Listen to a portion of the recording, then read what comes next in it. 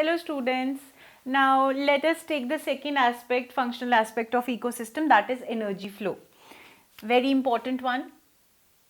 Ultimately, the entire story is about flow of energy. Whatever has been acquired by the producers, that is to be passed on to the consumers, and then we get to see in this topic only how many types of consumers are there. Producers are only one type, they would be autotrophs. So basically, when we deal with energy flow, recall your knowledge from physics that what is the first law of thermodynamics? It says that energy can neither be created nor can be destroyed. Alright, we know that. It can be transferred from one form to other. Not transferred, it can change from one form to another, but it can not be created. Whatever energy is being provided by the sun, that is the only source. If that is stored, that cannot be created basically. Nobody can create that energy. All the plants or the producers that are responsible for productivity that we discussed, they can do is they can store that energy, they can modify that energy into another form, and then that energy form can be brought into the energy flow cycle. So first law states that there is the energy is always constant, that can be modified into one form or another, and that is what forms the basis of energy flow. Not just this, what is the second law of thermodynamics? If you may recall, the second law of thermodynamics says that whenever the energy would be transferred from one source to another, I'm using the simplest terms to express it, don't get into that, this is not what your physics says.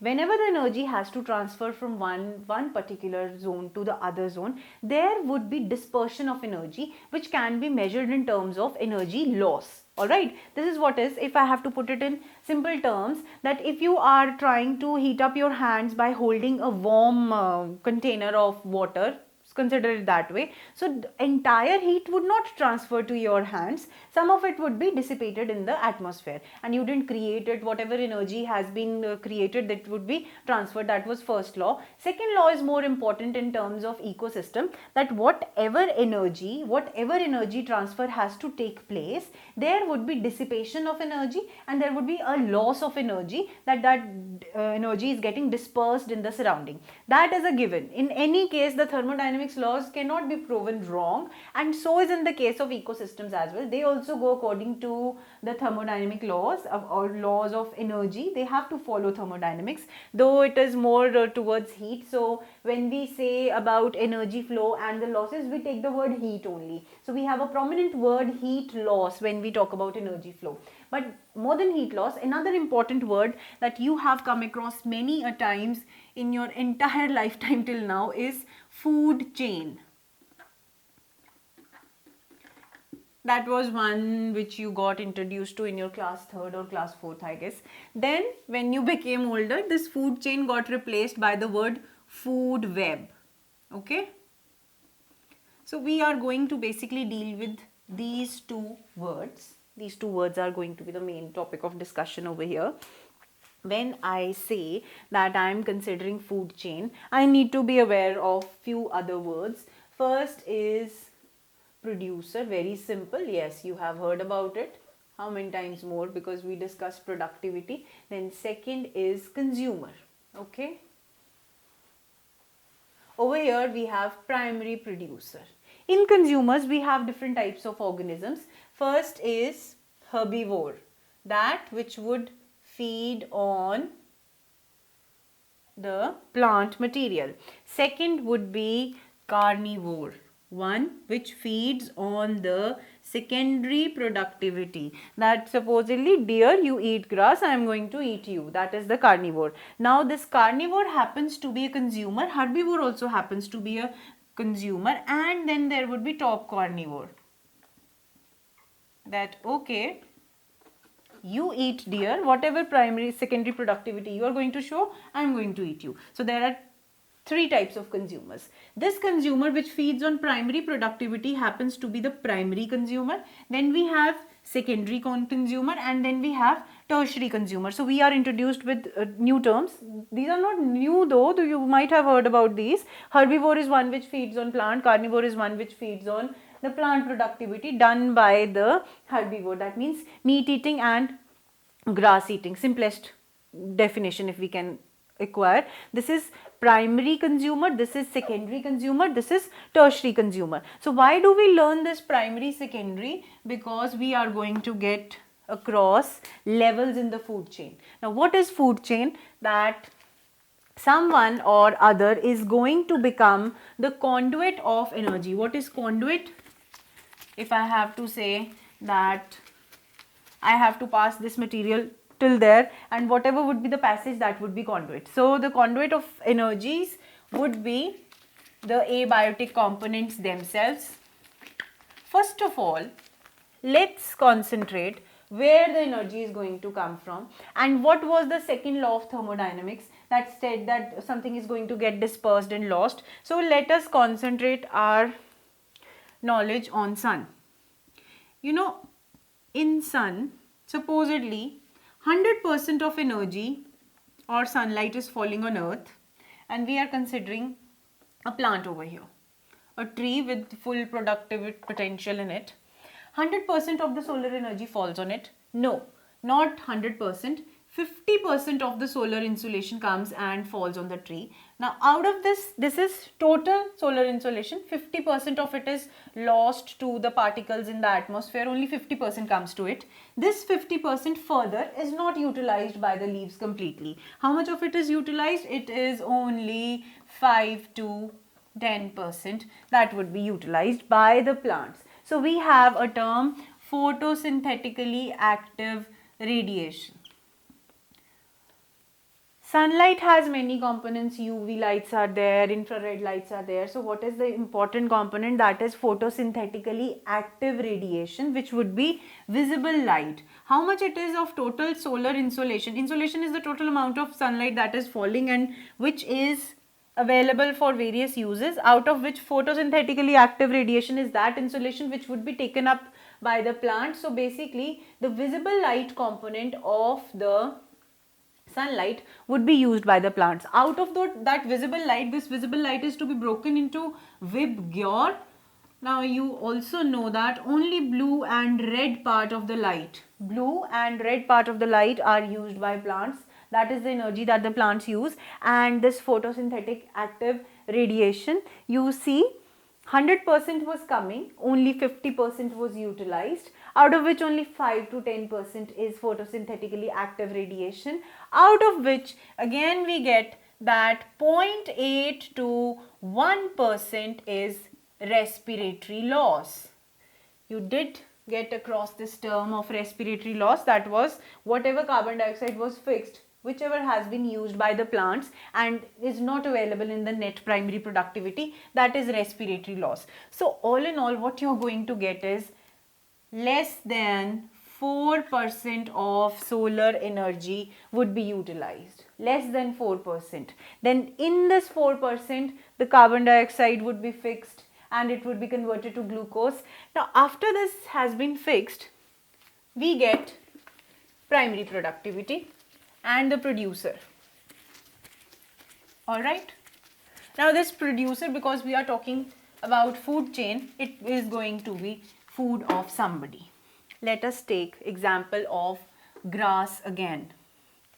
Here we have a plant, alright, that 4% of solar energy is present inside it. Just 4%. Can you imagine the extent of the energy loss that we are facing? Just imagine how if we start producing this much energy, utilizing this much energy, nobody is ever going to remain hungry on planet Earth, but that is not conceivable. So we have this plant which is having its NPP, net primary productivity. Now some primary consumer, now I'm going to use the term primary consumer, say frog, we can say, no, frog is an omnivore. Consider some simplest, you can consider any deer. Say for example, we are taking deer because I have to explain food chain over here. This is the primary consumer, alright. It feeds on the NPP. There would be a GPP, but respiratory losses, it would be NPP which is present inside this. That means some food is present in this leaves, so consumer comes and eat it. Now this consumer acquires the takes the NPP, does secondary productivity. Now comes the secondary consumer.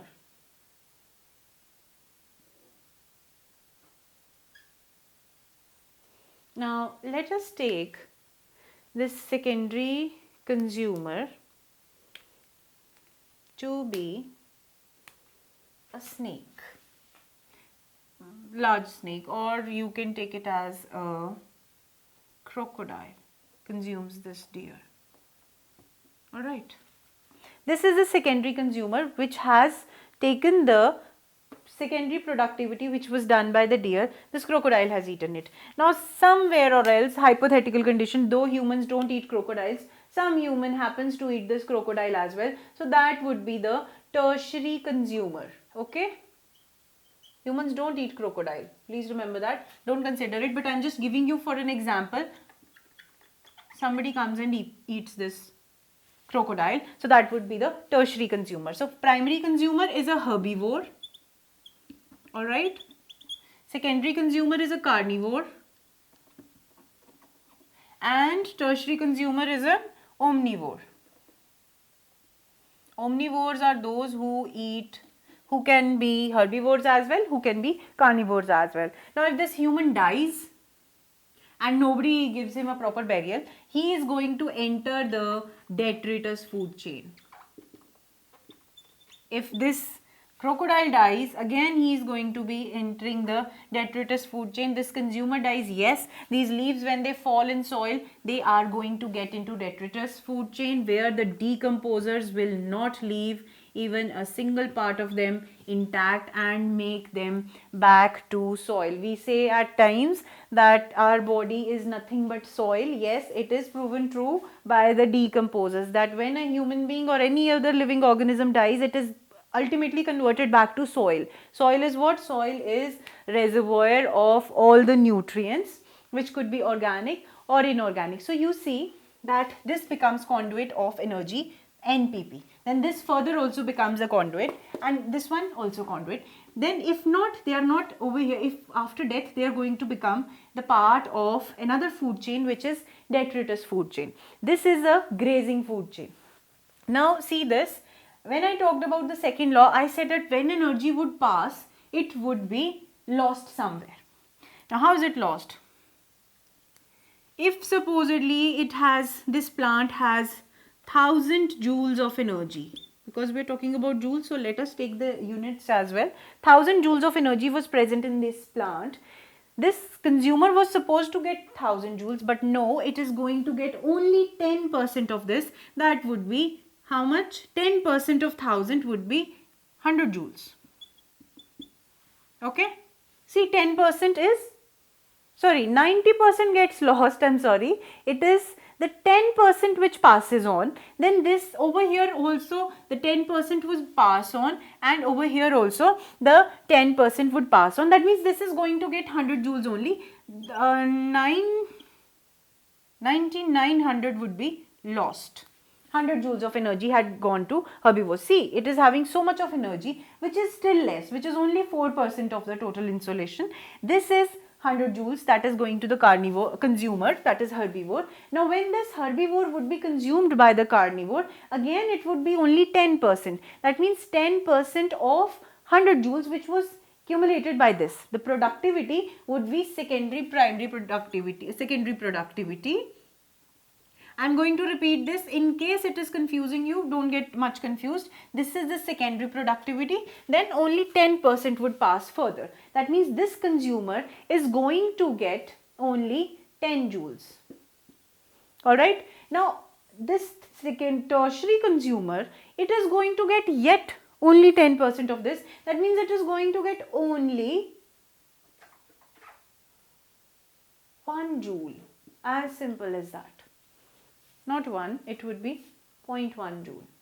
So you see, maximum of energy is being lost. It can be compared like you are holding a container which is having hole inside it.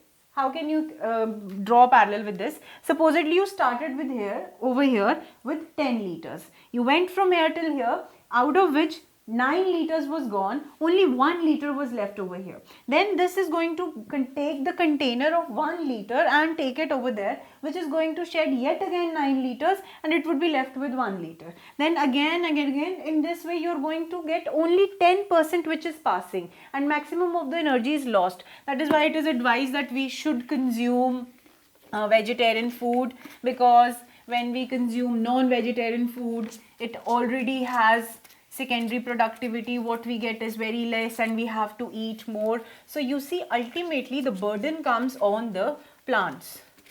If you can avoid most of the times the non-vegetarian food, do avoid it. At least avoid it for one day when in a month, so that productivity on plants is less. So we see that food chain is the basic passage of energy from one conduit to the other by means of predation. One is going to eat the other organism. We are going to discuss the food web, that would be later.